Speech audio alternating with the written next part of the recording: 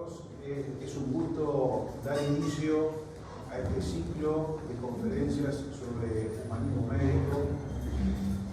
Una actividad que, bueno,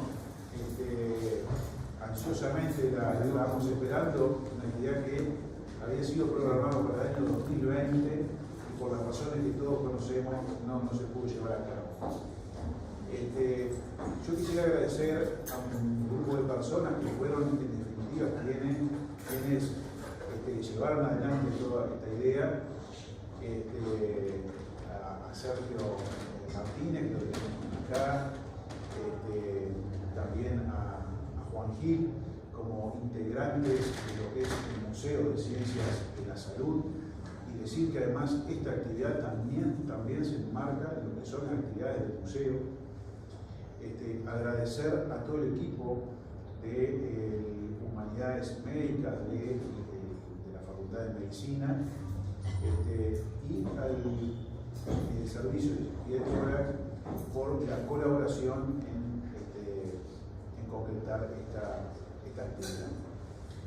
En el día de hoy contamos con la presencia del académico profesor Augusto Müller, con una vastísima trayectoria en lo que es la medicina en nuestro país, y que, bueno, en el día de hoy nos va a brindar una conferencia cuyo título es El médico deshumanizado, humanista, humano, demasiado humano. Así que, bueno, con esta presentación le damos la palabra al profesor Müller y, bueno, muchas gracias. Gracias, profesor. Muchas gracias. Gracias a todos ustedes por estar ahí, a los organizadores de este curso con este empeño que han puesto tan importante y tan destacado. Cuando uno concurre a una charla y ve un título como ese, sobre todo en términos de una pregunta en el propio título, uno detecta que detrás de esto subyace un problema, algo no resuelto. En realidad, parecería que fuera un exceso estar preguntándonos permanentemente acerca de qué estamento debería cumplir el médico en el sentido de las relaciones que debe llevar adelante con otras personas, particularmente con sus pacientes y sus familiares. Por eso es que proponemos esto como un debate, no como una conferencia, sino como un intercambio de opiniones donde yo les voy a... Bueno, no sé cómo lo hago avanzar porque no avanza. Con las flechas no avanza. A ver ahora. Sí, ahora sí. Donde les voy a dar mis opiniones respecto a este punto o mis reflexiones, y estaría gustoso de que ustedes hicieran sus aportes y plantearan sus puntos de vista. Entonces la intención es doble. Por un lado, reflexionar en conjunto, mostrar las reflexiones propias. Por otro lado, rendir un homenaje a un maestro del pensamiento, de la reflexión, de la meditación y de la filosofía, que es el profesor agregado académico Milton Massa, con el que solimos intercambiar aspectos y pensamientos respecto a estos problemas. Y podríamos terminar ya esta charla diciendo eso, ¿no? El primer requisito para ser médico es ser buena persona. Creo que con eso podemos hacer un resumen total de en qué radica realmente el problema del humanismo médico. Conviene hacer una distinción semántica desde el inicio. Estamos hablando de humanismo, de humanidades, ¿con qué acepción, con qué concepción de la idea, del concepto? Cuando hablamos de humanidades nos estamos refiriendo a un conjunto de disciplinas que giran en torno al ser humano y a sus logros culturales. La filosofía, el conocimiento de la filosofía, la literatura, el arte, la historia, etc. Y esto es un aspecto muy importante. Sería muy importante que todos los médicos tuviesen al menos un barniz en este ámbito que excediera el ámbito de su ejercicio profesional puro, ¿no? Como se dijo alguna vez, el que solo sabe medicina, ni siquiera medicina sabe. Bueno, eso es un concepto a tener en cuenta. Pero nos vamos a referir más bien al humanismo con esa concepción, una doctrina o actitud vital. Me gustaría que se quedaran con ese concepto de actitud vital basada en una concepción integradora de los valores humanos. Así que es una actitud vital que gira alrededor de los valores humanos. Por supuesto que en el área de las humanidades y en el terreno de la medicina hay destacadas actividades y personas. A mí me gusta siempre en este ámbito mencionar al doctor Álvaro Córdoba, que es virtuoso de la medicina, virtuoso de la neurocirugía y virtuoso de la música. Así que este realmente es una persona, un profesional que cultiva los dos ámbitos, de la humanidad y del humanismo. También hay otros ejemplos, los médicos escritores, en fin, una cantidad de aspectos que es bueno destacar que existen. Pero dejemos de lado esto por el momento, sabiendo que a través del cultivo de esas humanidades, de esos aspectos culturales, se abre un camino, uno de los tantos caminos, para el acceso a una práctica humanitaria. O sea que las humanidades médicas no están ajenas a la práctica humanitaria, a la capacidad de generar una actitud vital basada en la concepción integradora de valores. Esto fue dicho por el académico Álvaro Díaz en una reciente conferencia que se dio en el ámbito de la Academia de Medicina. Y entremos en el humanismo médico. Todos ustedes conocen al académico Humberto Correa, quien tiene esa publicación justamente dedicada al humanismo médico y todos los conceptos, qué mejor que ir a buscarlos en ese texto. Pero yo quisiera mencionar que cuando hablamos de humanismo estamos hablando de sentimientos, de afectividad, elementos que la primera dificultad que surge es decir, bueno, ¿cómo enseñamos sentimientos y cómo enseñamos afectividad? ¿Cómo enseñamos empatía? Y tiene que ver, por supuesto, con el profesionalismo y el cumplimiento de las normas éticas. Ustedes ya van viendo entonces que acá hay un ámbito en común entre la ética médica y el humanismo médico.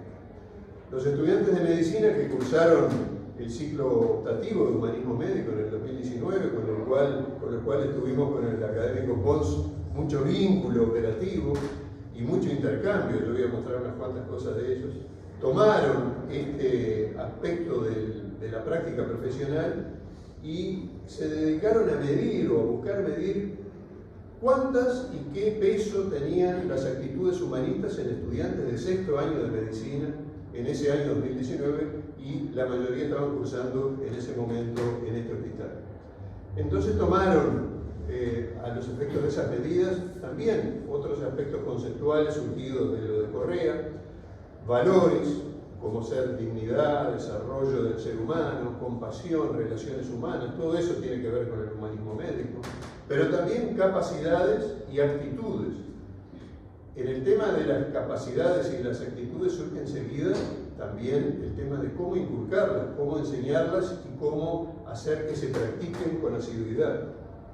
Porque además, una cosa es tener una actitud externa y otra cosa es tener un sentimiento, una afectividad que realmente la sustenta. Lo mínimo es la actitud externa compatible con una postura humanista del médico, pero lo ideal es que eso surja de un sentimiento interno y profundo. Entonces, para ir entrando un poco en tema, deberíamos buscar alguna definición para ver sobre qué terreno estamos transitando. ¿Cuál es la esencia de la medicina? Según Ortega y Gasset, y esa es una visión muy difundida, cuando uno se plantea qué es la medicina, ¿es ciencia o es arte? No es ninguna de las dos cosas en sí o es parte de las dos cosas en sí, pero es sobre todo una actividad práctica, es una praxis. Es una praxis que se propone curar o mantener la salud y está basada en la ciencia hasta donde le sirve, pero ustedes saben muy bien que recurre a aspectos que no son científicos, tal vez los humanísticos sean parte de ellos, a los efectos de obtener su resultado. Por lo tanto, si es una praxis, a una praxis no se le pueden atribuir ni sentimientos, ni actitudes, ni valores, que eran el sustento del humanismo que veníamos mencionando. Sí a los humanos que la practicamos, sí a los humanos que la ejercemos. Por lo tanto, yo diría que desde ya podríamos decir que no existe algo así como la deshumanización de la medicina, que sin embargo ha dado lugar a múltiples escritos por ahí, medicina deshumanizada, deshumanización de la medicina, etcétera, etcétera. ¿Qué es lo que sí hay? Hay actitudes deshumanizadas que no contemplan valores, que no contemplan afectividades, de parte de aquellos que ejercemos la medicina o que la ejercimos o que la vamos a ejercer.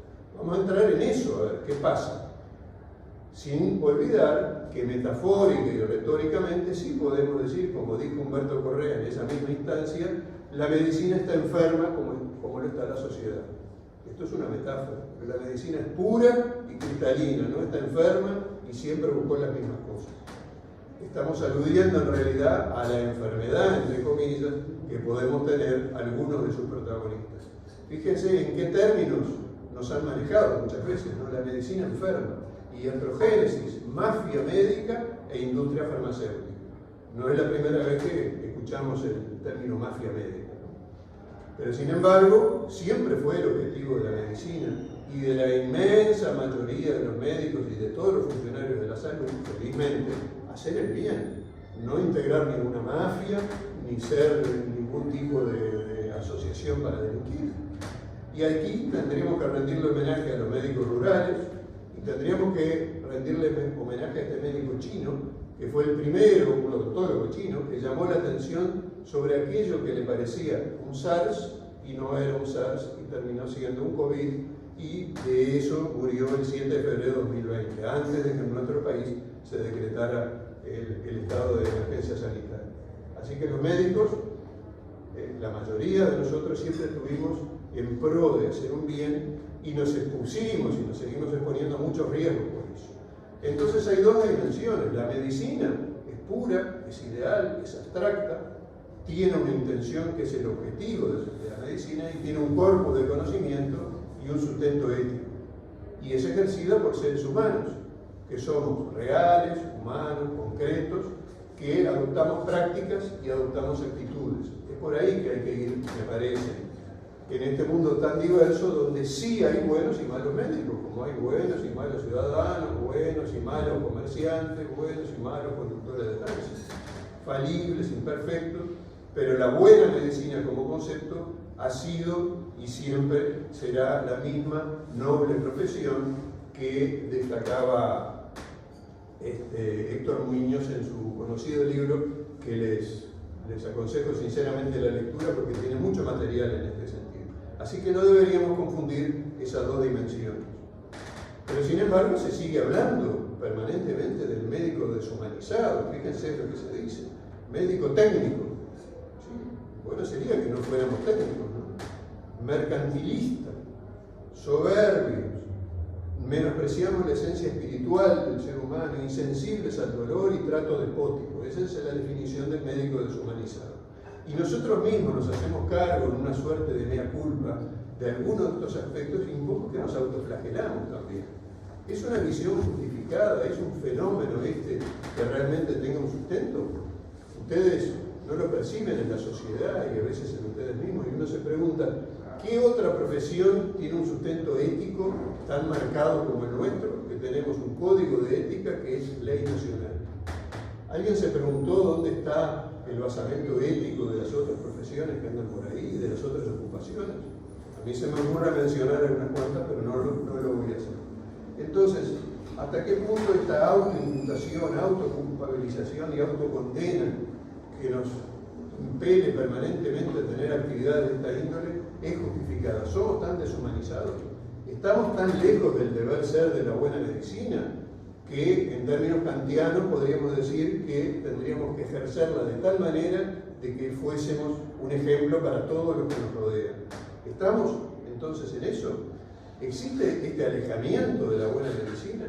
Y ese es un fenómeno general, nos implica a todos estamos lejos de un ejercicio ético y moral de la buena medicina, humano. ¿Es el médico, los médicos o algunos médicos? ¿Solo afecta a los médicos? Hay cosas que sin duda nos afectan. Acá hay dos que yo les voy a mencionar, que una la presencié personalmente y me quedó grabada a fuego, y la otra me la contaron recientemente. Un grado 2, muy nuevito, en un lugar donde yo me desempeñaba, dijo eso en determinado momento: la diferencia entre ustedes éramos los viejos, y nosotros, los jóvenes, la nueva generación, es que nosotros no hacemos nada que no sea por plata. Eso me lo dijo así, sin anestesia, y bueno, y a mí me marcó, de alguna manera me marcó, y hace más de 20 años que tengo esto y lo menciono en cada oportunidad que tengo a mi alcance. Y el otro es también de una joven doctora que con un facies parecido al que está expresando ahí, le decía a un familiar desesperado por el estado de salud muy típico de su pariente, que bueno, ya le había dado las explicaciones que le podía dar y que ella no estaba ahí para enseñar la medicina. Bueno, entonces estas no son actitudes humanistas, ¿no? En eso podemos ponernos de acuerdo. Y fuera de acá, esto ocurrió al inicio de la pandemia. Los doctores de Estados Unidos almacenaban medicamentos de prueba para usarlos en sí mismos y en sus familias. Esto era una situación límite. ¿Qué nos podría pasar en una situación límite, en un naufragio, si los médicos hacían esto en Estados Unidos? O sea que el fenómeno en el área de la medicina, de la deshumanización, sin duda que existe. Pero y en otras áreas, el padre humanista, ese señor de remera roja, es un padre humanista que expone a sus dos hijos y a su señora a esos riesgos. Y el que va en la camioneta, porque no es un tema de clase social, también está el que va en la camioneta sin el sistema de retención infantil para los niños, sin el cinturón de seguridad. Entre paréntesis podemos decir que cada vez que hay un muerto en un vuelco en la carretera, fuera del recinto del automóvil, es porque no tenía cinturón de seguridad. Eso no le puede caber duda a nadie. Sin embargo, eso no se promociona.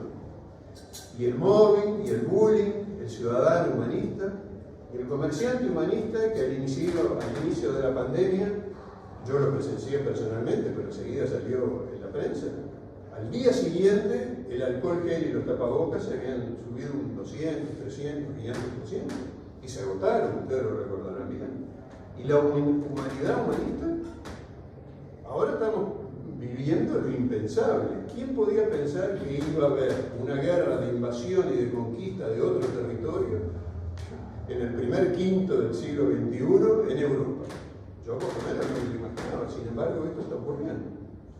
¿Y cuál es el marco de referencia general? Es que estamos viviendo una sociedad que tiene ciertas características, que es la sociedad posmoderna, ahora se habla de post-posmoderna, pero que está caracterizada por determinados componentes que no escapan a esto: la inmediatez, la liquidez, la fugacidad, nada tiene permanencia, nada importa demasiado, todo es relativo. Mientras sea para producirme placer, bueno, solo hazlo.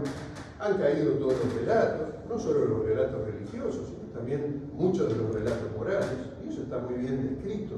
Ya no quedan anclajes donde el ciudadano puede decir, bueno, yo me aferro a esto, porque todo es relativo, y trato de desarrollar una tolerancia, diríamos, de supervivencia frente al otro. Porque hay momentos en que yo no estoy tolerando al otro porque tengo un afecto hacia el otro, sino que lo tolero para que mi vida sea más sostenible y más vivible. Y todo esto es muy opuesto a la atmósfera necesaria para la buena acción médica que mencionábamos, que requiere humanidad, o sea, comprensión, dedicación, persistencia en el esfuerzo, brindar esperanza cuando no se puede brindar seguridad, decir la verdad, hablar bien sobre el pronóstico, etc. Todos los aspectos del humanismo médico que ustedes conocen. Entonces, un punto fundamental en todo esto es la relación humana, médico-paciente, ahora denominada desde los conceptos de Becker como relación clínica, porque ya no hay una relación médico-paciente. Hay una relación médico-practicante, médico-residente, médico-enfermera, médico-funcionario administrativo, médico-pantalla de computación, hay instituciones, hay una amplia gama de consultantes en cada acto médico. Entonces todo esto se ha vuelto mucho más complejo y el trato directo persona a persona cada vez menos frecuente. El ciudadano es cada vez más cuestionante de nosotros. Y yo creo que desde el ciudadano y desde aquellas primeras demandas, cuando nos sentíamos acosados y no sabíamos cómo reaccionar, nos ha inculcado de cierta forma ese sentimiento de decir, bueno, pero si tanto dicen de nosotros no debemos ser muy buenos que digamos. Primero, el ciudadano consulta a la familia, a la suegra, al vecino, después va a internet y después ve si confía con el médico. Eso tampoco es un buen sustento para la actividad médica. Es demandante, tiene derecho a decidir, obviamente. La medicina no se ejerce de persona a persona, sino en instituciones frías, mucho mármol, muy vistosas, muy atractivas para ser socio de esa institución, pero donde la calidez humana también suele faltar. Los médicos muchas veces no son conocidos.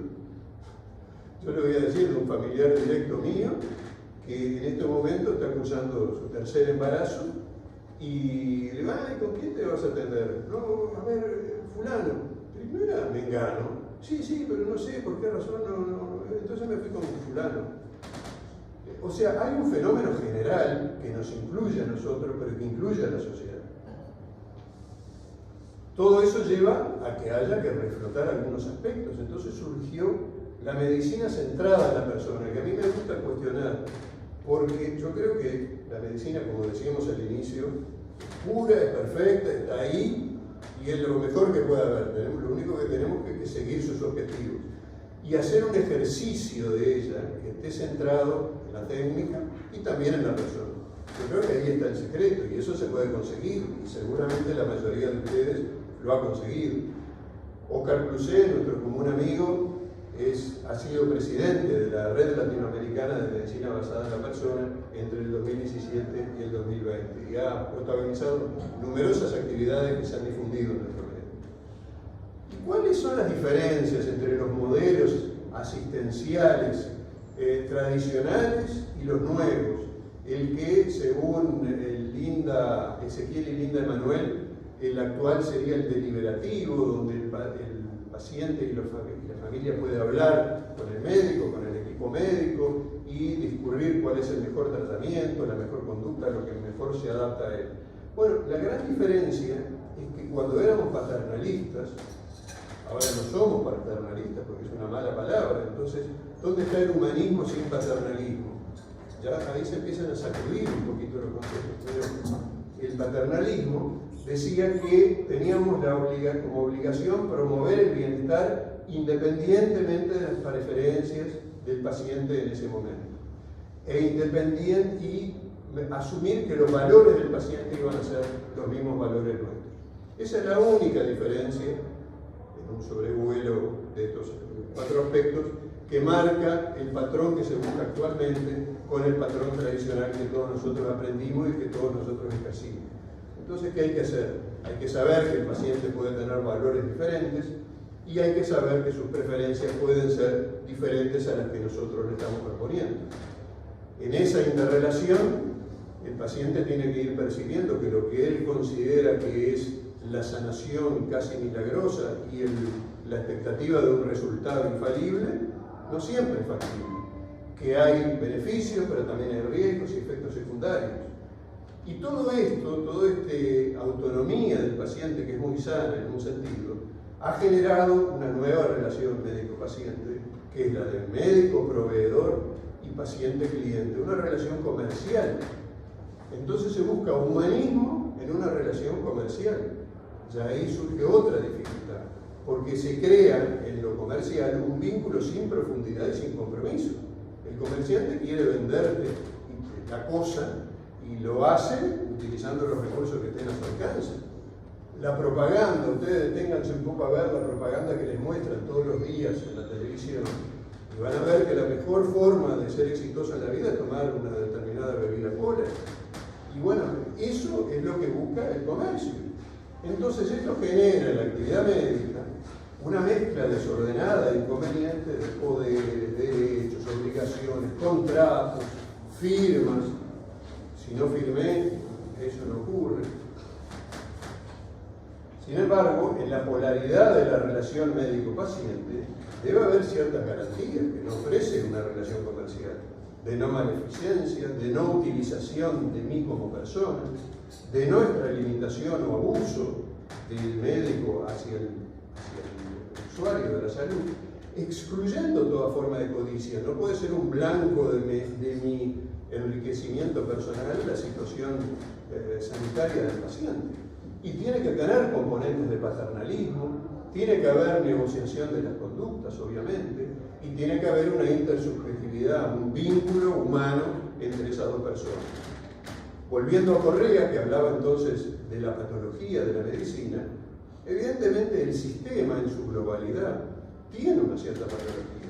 Y hay ejemplos muy claros, ¿no? Una explosión de denuncias a médicos por abusos sexuales a pacientes. Estamos hablando de extremos, pero el que lee este titular, donde un periodista muy ético pone entrecomillado, sin aclarar que son sus términos propios, que introduce la explosión. Entonces el ciudadano dice, hay una explosión de abusos sexuales, no vayas al médico porque lo primero que va a hacer es violar. Todo eso surge de la sociedad, no de la medicina. Y en la actividad de urgencia y emergencia que todos ustedes viven a diario, es mayor la exposición a denuncias, y eso lo saben ustedes muy bien, cuando debería ser menor, porque las condiciones de trabajo en emergencia no son las mismas que cuando ustedes tienen todo el tiempo del mundo en una policlínica o en una sala.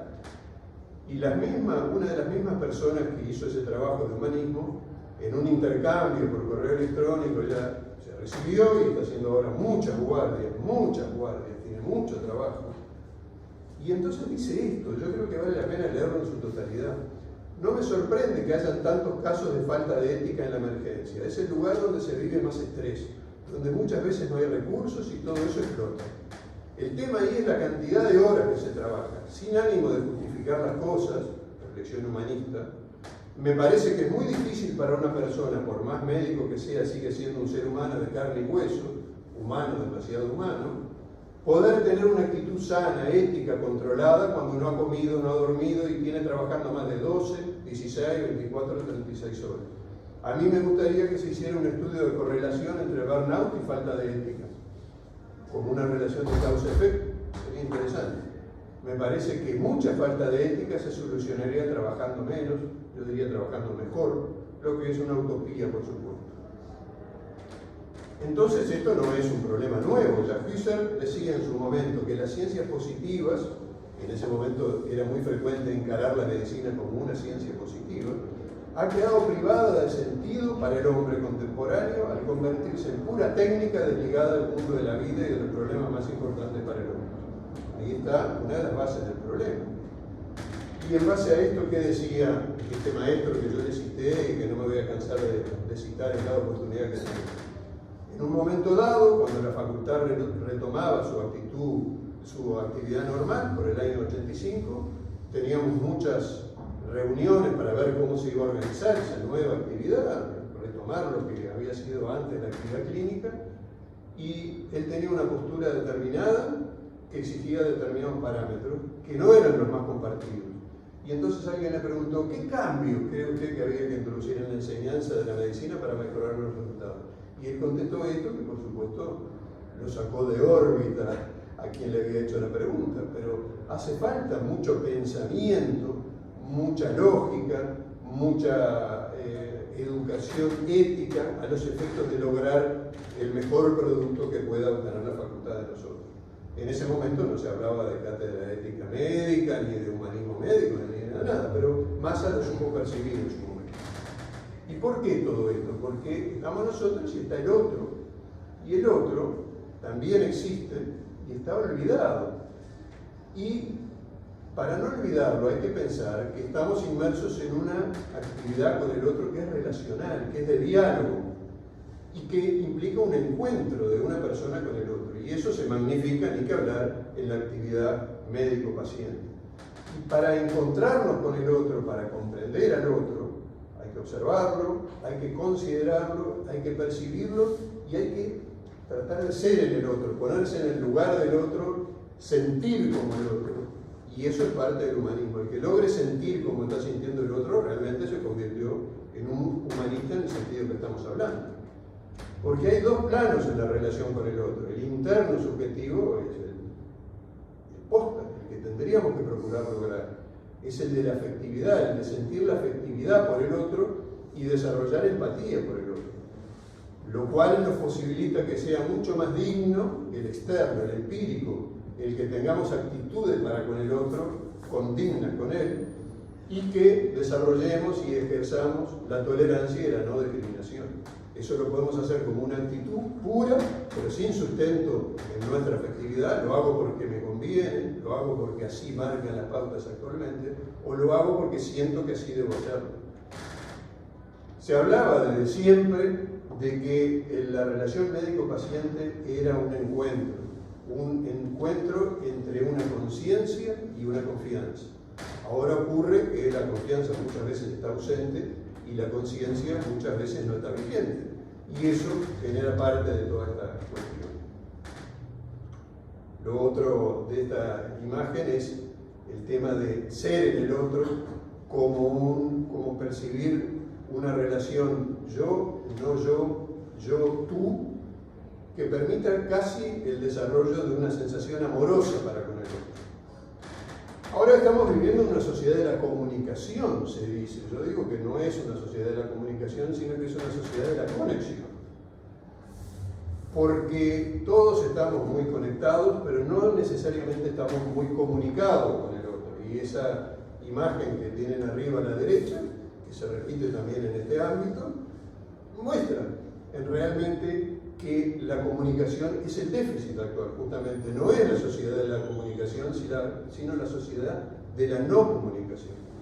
Y ni que hablar que parte de las cosas que no se comunican son aquellas que son muchas veces las más importantes para el enfermo. La enfermedad, el sufrimiento, la muerte. Eso es más difícil. Y es muy, no resulta para nada directo y fácil expresarlo. Sobre todo en la época de que todo el mundo piensa que tiene derecho a todo, entre otras cosas a la salud, que puede hacer lo que quiera porque él es un ser autónomo que vale por sí mismo. Entonces, todos estos temas que tienen que ver con la salud y que tienen que ver con el otro que se arregle, yo estoy buscando la mía. Y estas actitudes que podemos ver en lo cotidiano, si somos agudos y escarbamos y observamos qué es lo que pasa en nuestro entorno, siéntense o párense en una vereda a mirar lo que ocurre en el tránsito y ahí van a ver una cantidad de actitudes no humanistas y solipsistas encerradas en sí mismos, de personas que no piensan en el otro a cada momento. ¿Y qué pasa en situaciones límite, realmente límite? Fíjese, aquí Boccaccio en el Decamerón relata lo que ocurrió durante la epidemia de plaga en Florencia en 1347. El otro no corría, era el sálvese quien pueda. Y el sálvese quien pueda, bueno, de repente en una situación límite, queda el último salvavidas, me tiro yo ahí. Pero en lo cotidiano no puede ser así. En cambio, y esto es algo que los antihumanistas, antimédicos que proliferan por ahí deberían tener en cuenta, que tal como apareció en el New York Times el 14 de marzo, apenas iniciada la pandemia, un artículo que decía: en cada pandemia hay médicos y enfermeras que responden con un heroísmo y compasión increíbles. Esto está ocurriendo hoy con el coronavirus. Yo ya mencioné uno. La respuesta es: si me necesitan, estoy disponible. Bueno, paradigma del humanismo médico. Y paradigma también esa imagen tan conocida del cuadro de Blanes, del cual tantas veces se habla en la historia de la medicina respecto a la epidemia de fiebre amarilla. ¿Y qué tenemos en el otro extremo? En el otro extremo tenemos personas que dicen: si me contagio, me contagio. ¿No? Eso ocurrió en los Spring Breakers de la Florida en el año 2020, apenas iniciada la pandemia. Al final no voy a dejar que me impida fiestar la pandemia. O sea, ¿dónde está el otro en esta imagen del mundo, en esta actitud ante el mundo? ¿Y dónde están los médicos? Porque esto no lo dicen los médicos. Entonces, hay dos conceptos centrales que tenemos que manejar. Hablar de humanismo es hablar de ética y particularmente de bioética. Y la falta de humanismo es una forma de conflicto y violencia. Esto que acabamos de ver es falta de humanismo y es conflicto y es violencia. Parece que no es violencia, pero es violencia. ¿Y qué es la violencia? Es un problema de abuso de poder. Esos adolescentes estaban abusando de su poder de juventud y relativa inmunidad ante la pandemia. ¿Abuso o uso ilegítimo del poder? Poder, otro término denostado hoy en día. Esta es la principal fuente de falla ética y de violencia, y existe un abuso del poder médico. Es una mala palabra en el ámbito de la medicina. Hay que empoderizar al paciente y hay que desempoderizar al médico. Por supuesto, de repente ese médico tan conocido de Quino no sea la imagen ideal. Hay un poder médico, si se quiere, ilegítimo o abusivo, pero hay un poder médico legítimo, que es el poder de curar o al menos aliviar, no todo lo No todo poder es ilegítimo y no todo poder es malo, como no toda autoridad es autoritarismo. Hay una diferencia entre el médico y el paciente. El médico sabe lo que más le convendría al paciente y el paciente no. Fíjense cómo nos define la Real Academia el término poder. Es una facultad y jurisdicción que alguien tiene para mandar o ejecutar algo. Si la tiene es porque le fue otorgada en términos legítimos. A ustedes se los otorgó la Facultad de Medicina. Tienen el poder de aliviar y de actuar sobre una persona. Alguien da a otra persona para que en lugar suyo lo represente y pueda ejecutar algo. Yo creo que eso no se puede discutir. Este es poder médico legítimo y no debemos denostarlo. Y otro aspecto que tiene que ver con esto es la falsa dicotomía entre humanismo y técnica. Massa, entre sus múltiples enseñanzas, nos dice que para poder ser eficaz el médico, necesariamente debe convertir al paciente en un objeto de estudio. Ah, ¿cómo? ¿El paciente objeto? No, es un objeto de estudio.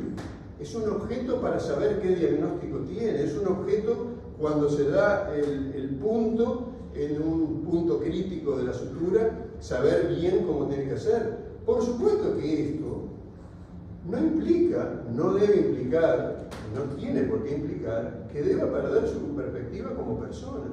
Es una persona, pero en el momento del acto médico es encarado como un objeto para poder ejercer bien la medicina. Más se gustaba siempre de citar un ejemplo que yo lo voy a mencionar acá.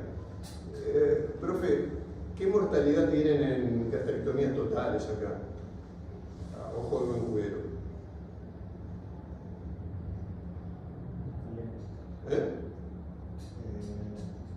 Mortalidad, alguien que tire un número. Acá en esta clínica, más o menos. ¿Cero? No. 5%. Muy aceptable. Ahora, si alguien viniera y dijera, les voy a donar a esta clínica un robot, nada humanista, pero tiene 0% de mortalidad en la gastrectomía total. ¿A quién eligen ustedes? Digo, este es un ejemplo, si se quiere, metafórico, para dar a entender que el uso de la técnica, que requiere una técnica, es aplicada sobre un objeto, indudablemente, una praxis se ejerce sobre un objeto de práctica, no implica, no debe implicar, ni tiene por qué implicar, una ausencia de humanismo. Y esto es crucial, me parece.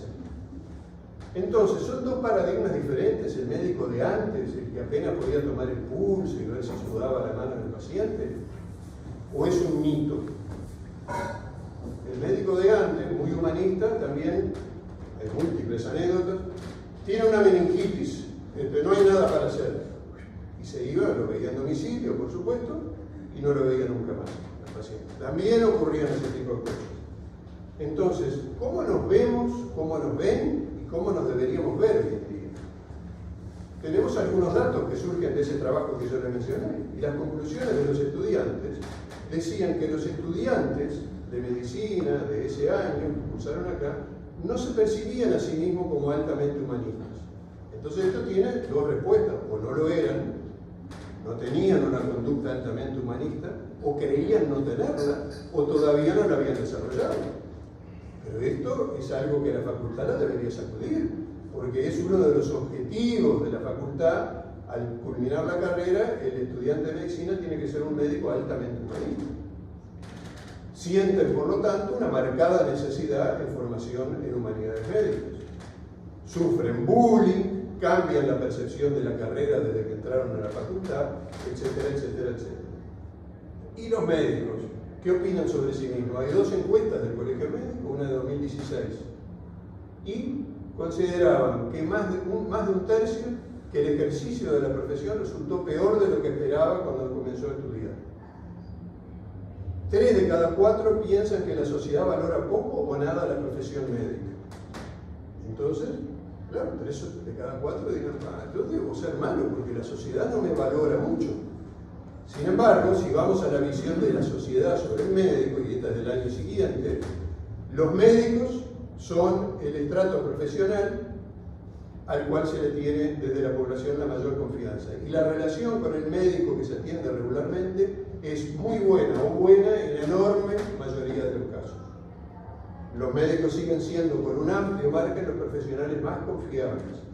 Y la confianza, en parte al menos, está vinculada a la frecuencia del contacto y al tipo de contacto.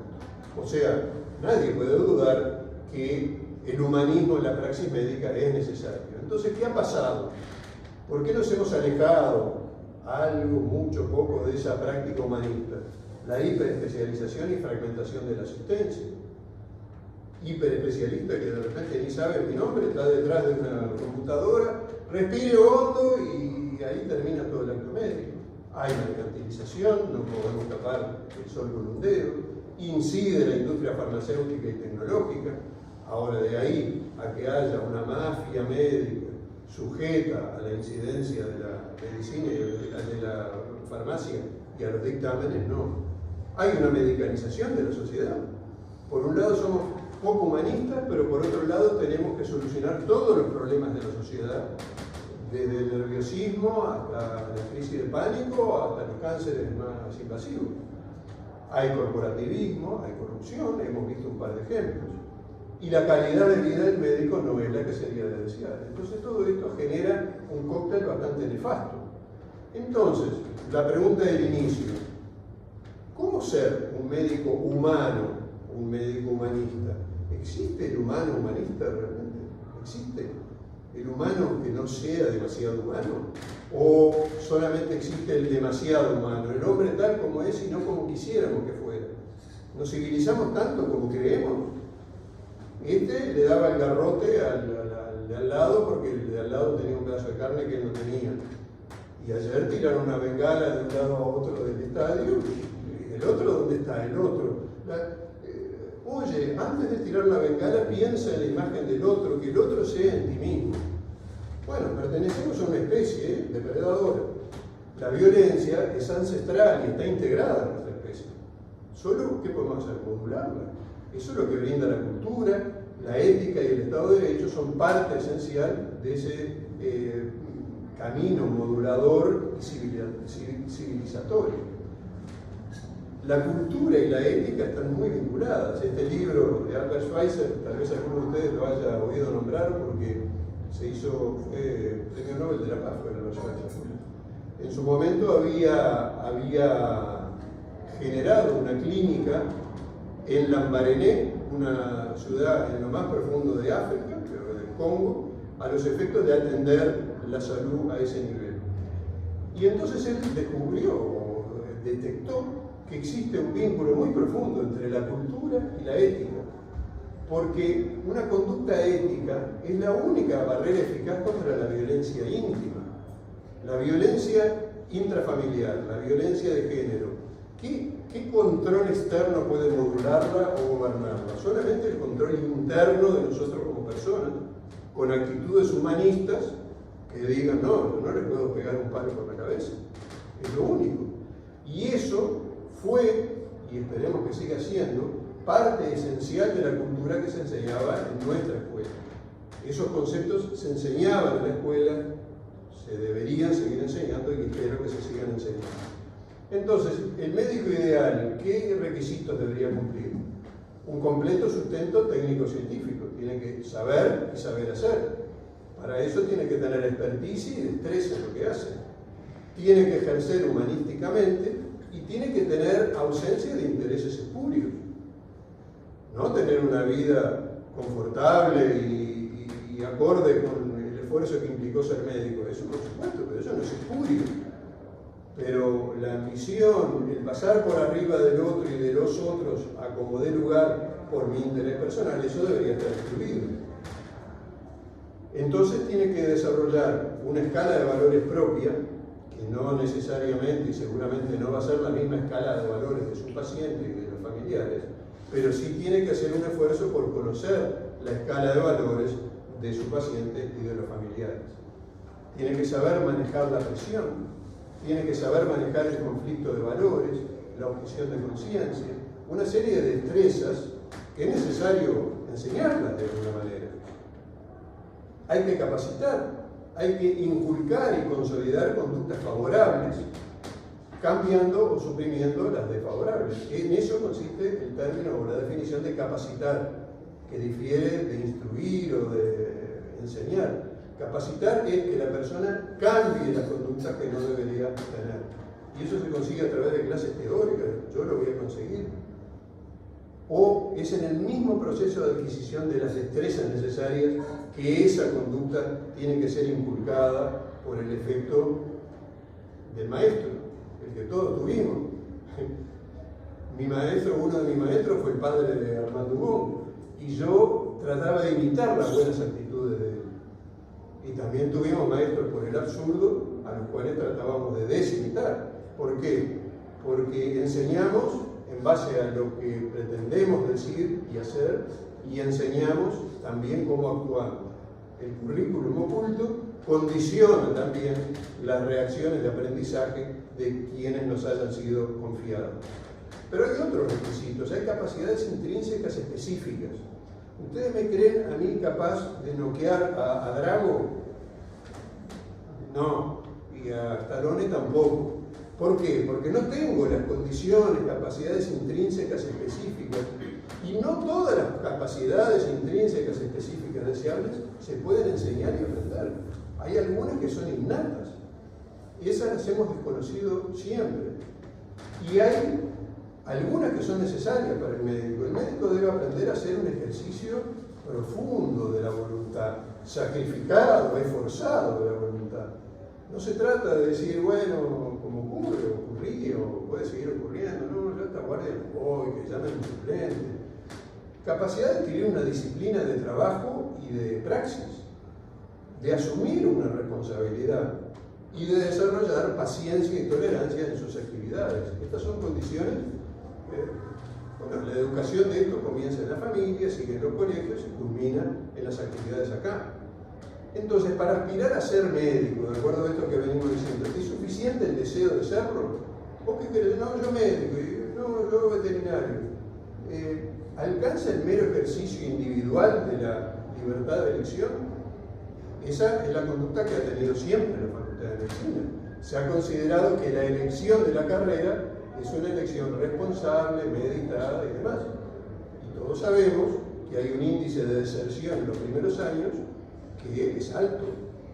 Y todos sabemos que hay algo peor todavía, que la facultad abre las puertas libremente al ingreso de facultad y en la primera oportunidad propicia baja una guillotina de aquellas que les cercenan la cabeza, pero 2 años después, a todos aquellos que según ese examen no estaban en condiciones de ser médicos. Y uno se preguntaría un poco más, ¿es suficiente ser médico? Me recibí, tengo el título. ¿O es mandatorio ser buen médico? Y uno debería aspirar a ser el mejor médico. El mejor médico, que lo definimos hoy, el buen técnico, el que tiene la destreza y el que tiene el humanismo. Entonces, humanismo, sí, sin duda, pero ¿cómo? El desafío es tener la mejor capacitación tecnocientífica y conservar una relación humanista centrada en la persona. Ese es el qué. Ahora hay que ver cómo. Reflexión ética, bueno, tenemos que estar pensando en esto en cada momento, en cada acción. Tenemos que tener la conciencia activa y remordiéndonos, pero no al punto de flagelarnos, como habíamos dicho hoy y mostrado.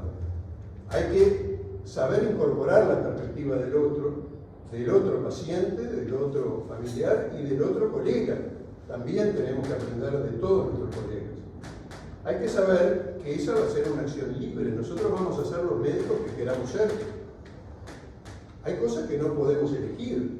No podemos elegir poder noquear a Drago. No podemos elegir en ser el que tenga el menor índice de falla de sutura. Pero sí podemos elegir cómo responder ante las cosas que nos pasan, negativas o positivas. De tal manera que estamos condicionados pero no determinados. Nosotros podemos elegir entre una serie de opciones y podemos elegir entre escuchar al otro y no escuchar al otro. Entre decir yo no estoy acá para enseñar la medicina y darle una explicación coherente a ese familiar. Entonces es un tema de conciencia, de voluntad y de conductas. Es un proceso de incorporación ética que tiene que formar parte de la incorporación técnica cuando ustedes se están formando. Hay que cultivar el espíritu, tal vez moderar las aspiraciones personales, No solo la diferencia entre ustedes y nosotros es que no hacemos nada que sea por plata, porque después les va a venir el burnout igual, les va a venir el desgaste igual, y después se van a jubilar igual y no van a poder mantener eso. Eso es un hecho. Hay que buscar nuevas formas de gratificación, y con el otro podemos obtener buenas formas de gratificación. Entonces, y es un poco lo que nos ha pasado al doctor Pons, a mí, tal vez a algún otro, comenzamos la vida como médicos y terminamos un poco filosofando respecto a estos aspectos. Y creo que es una necesidad. Sin embargo, el pensar sobre estos aspectos tradicionalmente fue una vocación tardía en el ámbito de la medicina. A nosotros nos pasó eso, que nos pusimos a reflexionar después, no nos dábamos cuenta de todos estos problemas. Ahora ustedes no, ustedes ya han tenido, los más jóvenes, posibilidad de incorporarse en ellos. Estamos dispuestos hoy, los médicos, a actuar de una manera que sea como una relación de diaconía. Yo soy para el otro para servirlo, despojarme totalmente de mis intenciones y de mis deseos y de mis aspiraciones para servir al otro. Yo creo que nos podríamos conformar con una no indiferencia. El otro no nos puede ser indiferente. Y ahora se nos aproximan desafíos muy difíciles. Hay 2 proyectos de ley de eutanasia. 2 proyectos de ley de eutanasia que implicarían necesariamente la revisión de una ley que fue aprobada por plebiscito y por aprobación parlamentaria. Y finalmente, salud única es un concepto muy vigente y nosotros pensamos, sí, salud nuestra, la humana, pero también tiene que ver la salud de los animales, por aquello de la hidatidosis y aquello de las enfermedades de los animales transmitidas al hombre y demás. Y la flora, la fauna silvestre, el ecosistema. Estamos viviendo en un espacio cerrado, finito, con recursos finitos, utilizándolos como si fueran infinitos. Y la población nuestra parecería que se comportara, la población mundial, como si fuera tendiente infinito. Y ahora, en el disparate de los disparates, estamos pensando a ver si esto se puede solucionar migrando a otros planetas. Entonces, ¿no será el momento de trascender el humanismo, ya de por sí muy bueno y muy conveniente, para apuntar a una suerte de vitalismo? Y saber que tenemos que beneficiar al otro, pero también tenemos que beneficiar a la Pachamama que está sufriendo junto con muchos de nuestros pacientes. Bueno, era lo que les quería decir para moverlo un poco a una suerte de reflexión colectiva y que no sea tan tardía como en el caso nuestro el abordar este tipo de aspectos de la práctica médica. Muchas gracias.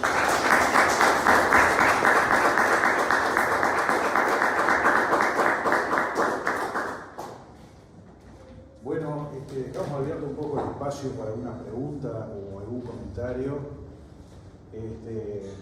Así que si alguno quiere comentar algo, tenemos al académico profesor Pons. Lo mío va a ser muy breve, porque en realidad estos temas los hemos discutido con Augusto muchísimas veces y coincidimos en muchas de las cosas. Y yo quiero solamente usted podría, sí. porque si no, no. Sí, no hay problema. ¿No? Que va a hablar el profesor Pons.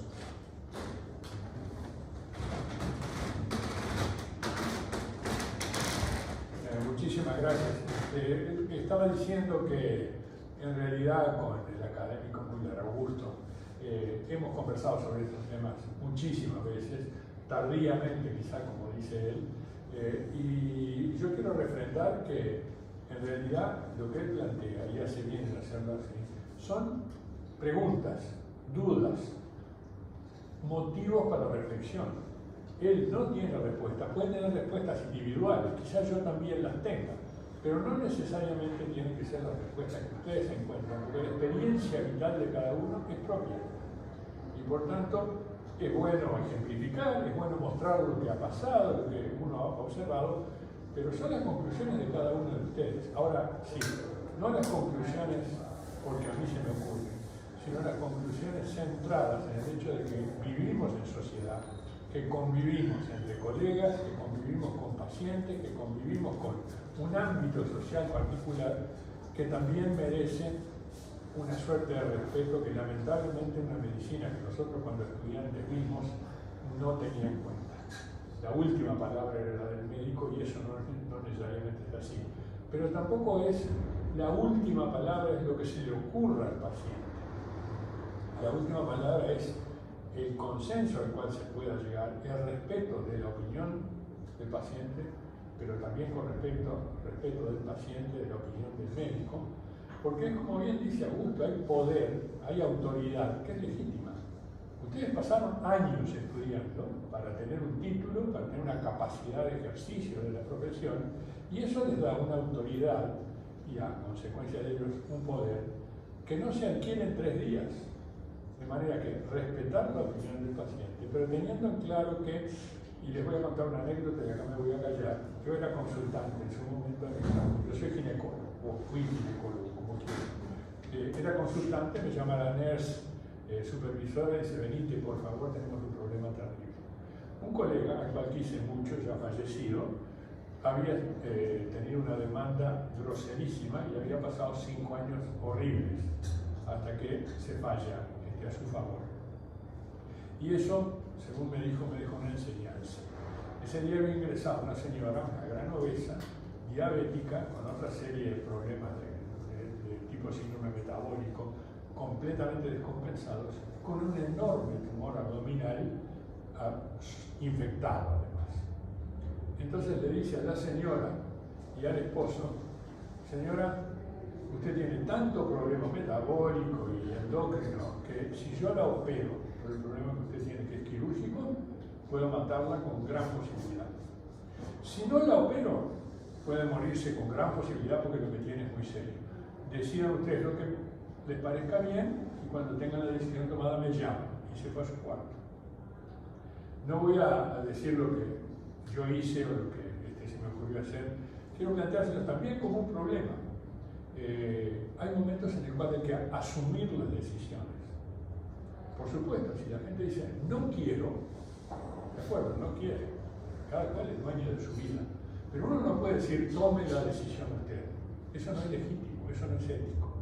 Bien, yo tampoco quiero hacer una mini conferencia luego de haber escuchado lo que acaba de decir Augusto, pero me parece muy importante que ustedes, siendo jóvenes, tengan la oportunidad de reflexionar sobre cosas a las cuales nosotros llegamos quizás tardíamente. Y eso condicionó nuestra forma de ser médicos. Cuando uno mira hacia atrás, a veces dice, ¿por qué hice tales cosas?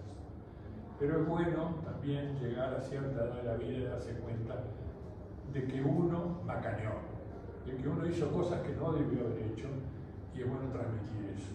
Y nada más, no quiero acaparar yo. Ha sido un placer estar acá. Muchas gracias a los dos profesores. Gracias, muchas gracias. Juan.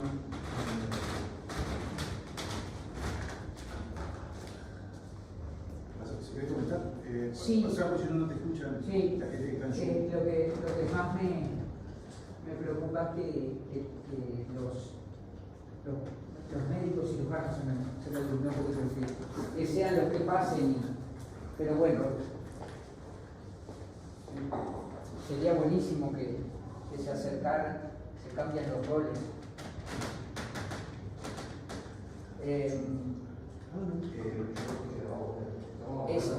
un impacto importante, ¿no? La ponencia del doctor Müller. Yo me fui haciendo algunos apuntes. Yo que ya no ejerzo la medicina desde el año 97, me gradué en el 91, fui interno, suplente, ejercí mucho en el interior, muy solo muchas veces. Tenía vocación quirúrgica. Tuve mis vivencias, muchas cosas. Pasar por las sensaciones de fracaso, decir, no puedo ir por el camino de la cirugía. Y haber tenido un regalo en la vida, tener la historia de la medicina desde muy jovencito como posibilidad de dedicarme profesional, que es la que terminé eligiendo. Recuerdo una enseñanza de Mañé, que fue nuestro maestro, el profesor Mañé, Fernando Mañé Garzón, pediatra.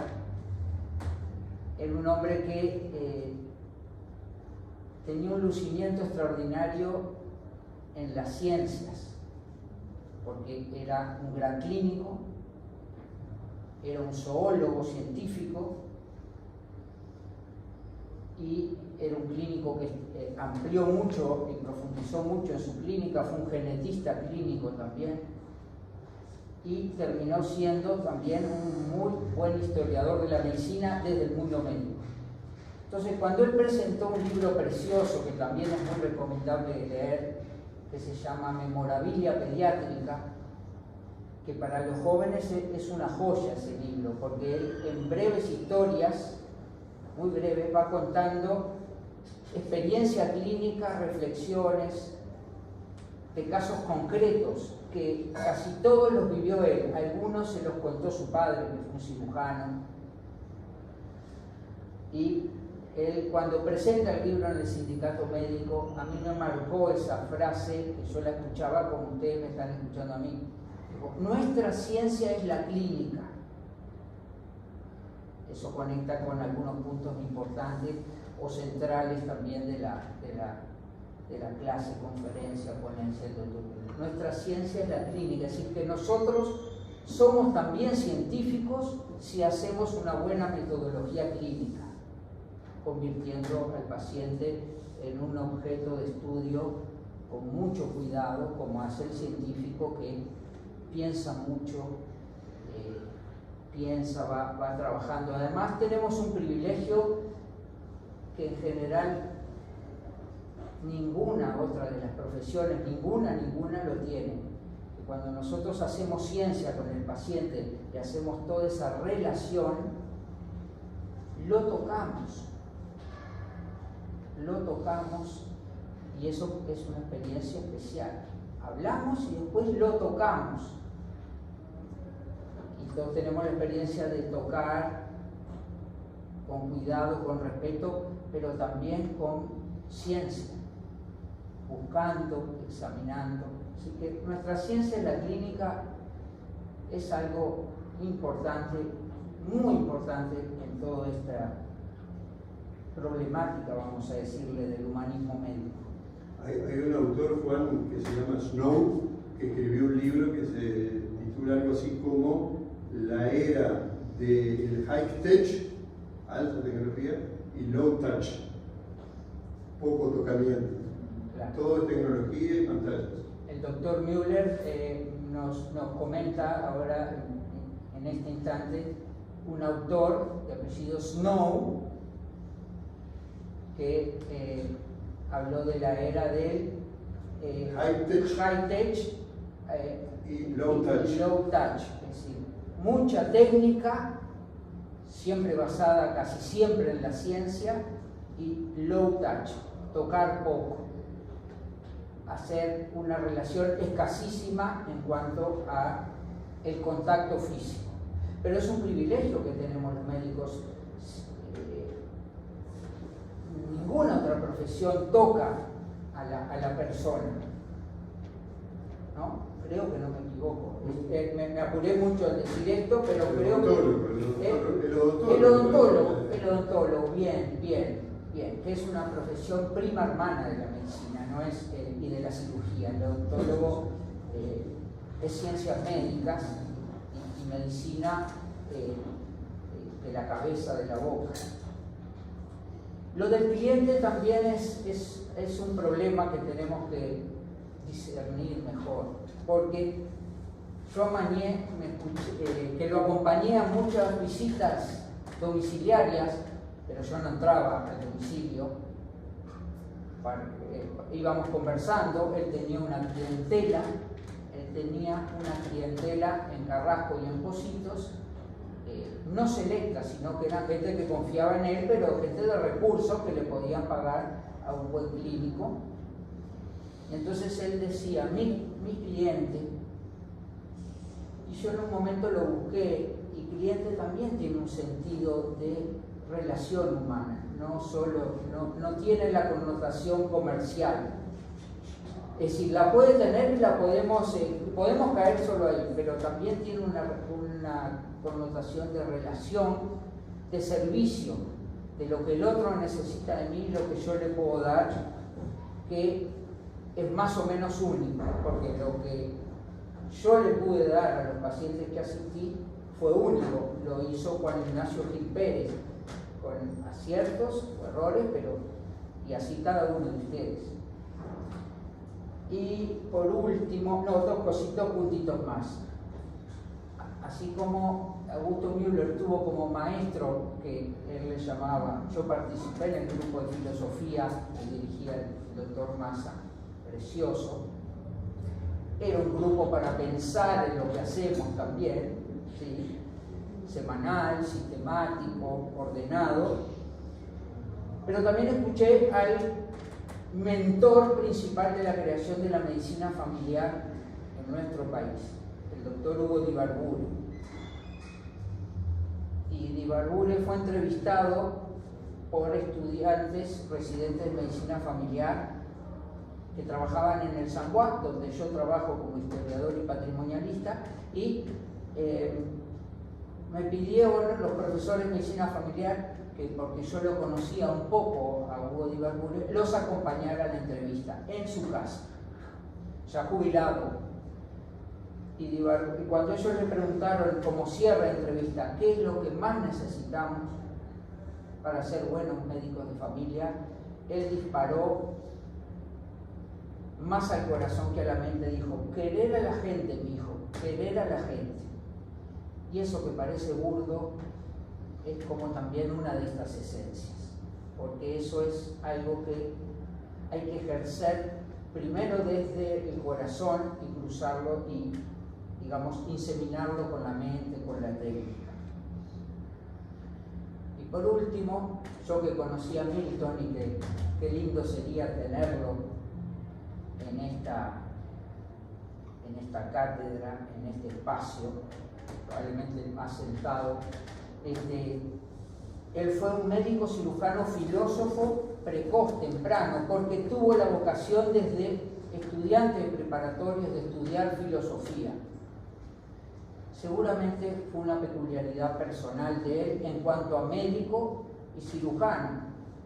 Es como que si él se hubiera puesto en un lugar donde dio vuelta toda la historia de la cirugía, donde el cirujano era el hombre rústico que tocaba más a la gente y el médico eran los profesores de cátedra más letrados, leídos de libros y que tocaban mucho menos, veían la orina y aplicaban toda una concepción de la medicina galénica, estoy hablando desde la Edad Media, y Massa dio vuelta a eso, es decir, que él inseminó algo que no es tan tardío como ustedes dicen, porque él... En el caso de Massa, antes de lo que vos decís, bueno, cuando leíamos Bomba o Tarzán, él leía filosofía. claro.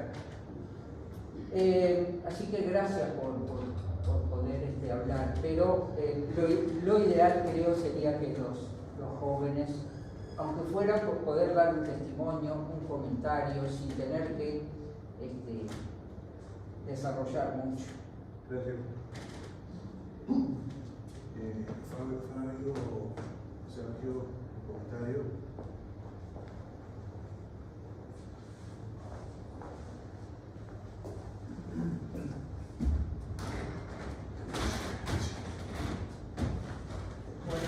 Buenos días.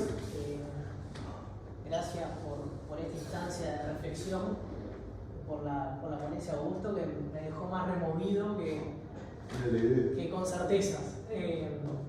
Yo seguramente en esta sala soy el que menos experiencia clínica tengo, pero una de las grandes reflexiones que me dejó esta ponencia es que en esas tres pilares que hablaba Augusto, ¿no? de adquirir las destrezas técnicas, el conocimiento, las destrezas técnicas y el humanismo, como las tres características en las que nos tenemos que formar. Y yo pensaba en mi formación médica, y justamente se hace 90% de hincapié en la destreza técnica, en el conocimiento y en la destreza técnica. Y el humanismo queda algo como aparte de que si lo tenés mejor, es un plus. justamente la ponencia Augusto lo que hace es poner al mismo nivel y cuestionarnos desde la formación temprana, en mi caso, de médico recién recibido, que por suerte tuve la oportunidad de formarme en el curso para pensar lo que hacemos como una materia electiva de la facultad, que inseminó esa semilla de humanismo médico. Creo que como nuevas generaciones de médicos tenemos la responsabilidad de poner la formación como médicos humanistas, las relaciones humanas, en definitiva, lo que planteaba Augusto. El médico tiene que ser una buena persona, o por lo menos los médicos que tienen trato con el paciente. Entonces, creo que otro punto central es que nos mostró que tampoco es ni que lo de antes era tan bueno ni que lo actual está tan mal, sino que debemos pensar a nivel del sistema de salud, de la formación y al nivel de nuestro ejercicio como médicos, de tener presente esa pata humanista, porque estamos tratando como personas y con personas que muchas veces están en una situación de vulnerabilidad o de sufrimiento. No es un plus del médico ser humanista, sino que tiene que ser una responsabilidad de cada uno en su profesión de formarse en ese aspecto para brindar una mejor atención.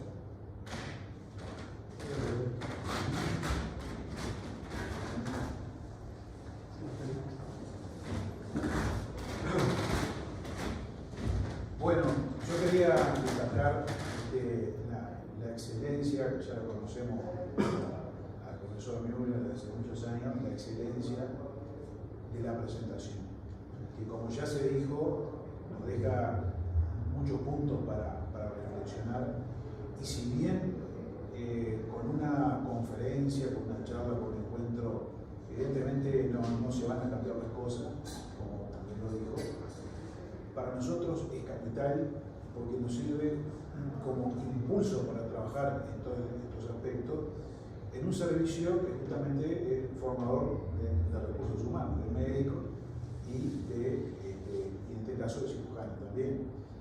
Así que, bueno, yo le agradezco enormemente por esta charla, ya digo, excelente. Y bueno, y me resta agradecerle a todos los que concurrieron e invitarlos para el próximo mes, que continuaremos con otra conferencia. Así que, bueno, muchas gracias. Gracias.